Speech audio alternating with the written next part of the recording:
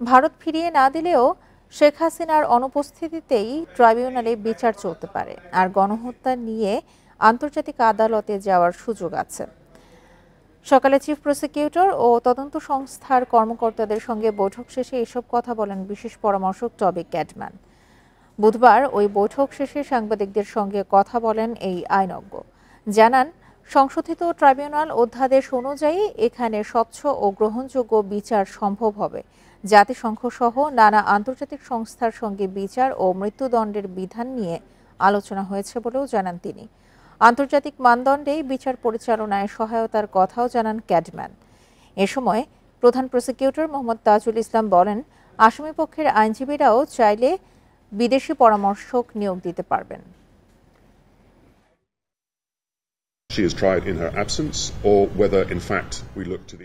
আন্তর্জাতিক অপরাধ ট্রাইব্যুনালের বিচার বিশ্বমানের হবে। এতে প্রক্রিয়াগত স্বচ্ছতা থাকবে জবাবদিহিতা। ভারত একটি গণতান্ত্রিক রাষ্ট্র। আশা করছি তারা বাংলাদেশের বিচার ব্যবস্থার প্রতি সম্মান জানিয়ে জুলাই গণহত্যার প্রধান আসামি শেখ হাসিনাকে ফেরত পাঠাবে। তবে সেটি না হলেও তার অনুপস্থিতিতেই বিচার চলবে।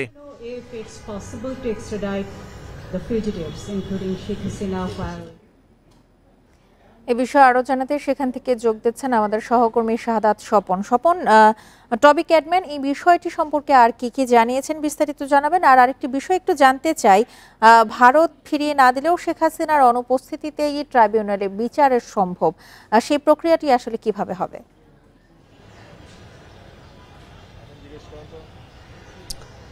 আপনার দ্বিতীয় প্রশ্ন দিয়ে শুরু করি। দেখেন, এটা কোনো চমকিত হওয়ার মতো বিষয় নয়। যখন কোনো আসামি অনুপস্থিত থাকে তার অনুপস্থিতিতে বিচার হয়, এটা পৃথিবীর সব দেশে আছে, যেটাকে ইন অ্যাবসেন্সিয়া ট্রায়াল বলা হয় বা অনুপস্থিতিতে বিচার। তো এটা একজন সাংবাদিক এখানকার প্রশ্ন করেছিলেন টবি ক্যাডম্যানকে, যিনি আন্তর্জাতিক অপরাধ ট্রাইব্যুনালের একজন পরামর্শক হিসেবে বাংলাদেশে এসেছেন। উনি একজন ব্রিটিশ লয়ার।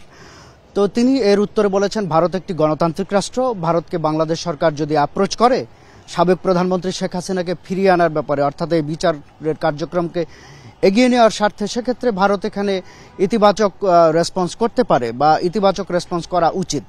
আর যদি একান্তই সেটি না হয়, সেক্ষেত্রে ইন অ্যাবসেন্সিয়া বিচার হতে পারে, এভাবে কথাটি বলেছেন।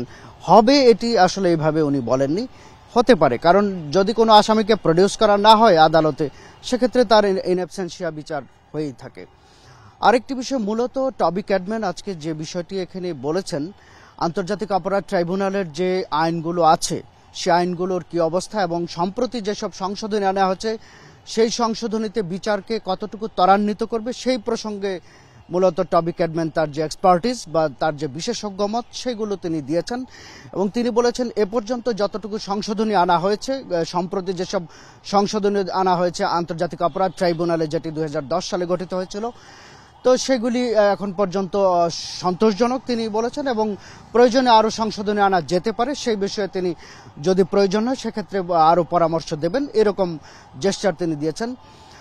আর পাশাপাশি তিনি বলেছেন যে এইখানে যে বিচারটি চলছে আন্তর্জাতিক অপরাধ ট্রাইব্যুনালে, সেই বিচারটি স্বচ্ছভাবে হওয়ার মতো পরিস্থিতি আছে এবং যত আইন আছে সে অনুযায়ী স্বচ্ছ এবং একটি বলা যায় যে গ্রহণযোগ্য বিচারের ব্যবস্থা এখানে আছে এবং সেটি হতে পারে এবং সেটি হবে, এরকম আশাবাদ তিনি ব্যক্ত করেছেন। এর পাশাপাশি টবি ক্যাডম্যানকে আরও কিছু প্রশ্ন করা হয়েছিল, সেসব প্রশ্নেরও তিনি উত্তর দিয়েছেন। যেমন বলা হয়েছিল যে আন্তর্জাতিক অপরাধ আদালতের সাথে আন্তর্জাতিক অপরাধ ট্রাইব্যুনাল বাংলাদেশের যেটি, এটির কোনো সংযোগ আছে কিনা। তো তিনি যেটি বলেছেন যে আন্তর্জাতিক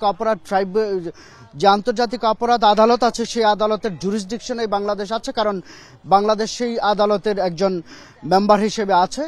কাজেই সেখানকার যদি কোনো সহায়তা বা পরামর্শক কোনো সহায়তা লাগে, সেক্ষেত্রে সেটিও সম্ভব হবে। এই ছিল মোটামুটি টবি ক্যাডম্যানের আজকে যে এখানে যে উনি রিয়াকশন দিয়েছেন সেই রিয়াকশনের। আর এর পাশাপাশি আন্তর্জাতিক অপরাধ ট্রাইব্যুনালের যে প্রধান প্রসিকিউটর এখন তাজুল ইসলাম আবার টবি ক্যাডম্যান কি তাদের সাথে বলেছেন বা কি আলোচনা আছে সে বিষয়ে তিনি তার কথা তুলে ধরেছেন। টবি ক্যাডম্যানের যে কথাগুলো আজকে এখানে আন্তর্জাতিক অপরাধ ট্রাইব্যুনালের সামনে তিনি বলেছেন, সেই কথাগুলিকে মূলত তিনি সামারাইজ করেছেন।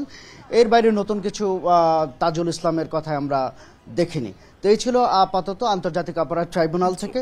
আন্তর্জাতিক অপরাধ ট্রাইব্যুনালের যে পরামর্শক টবি ক্যাডম্যানের যে বক্তব্য, সেই বক্তব্যের সারসংক্ষেপ এতটুকুই ছিল। ট্রাইব্যুনাল চত্বর থেকে বিস্তারিত জানাচ্ছিলেন আমাদের সহকর্মী শাহাদাত স্বপন।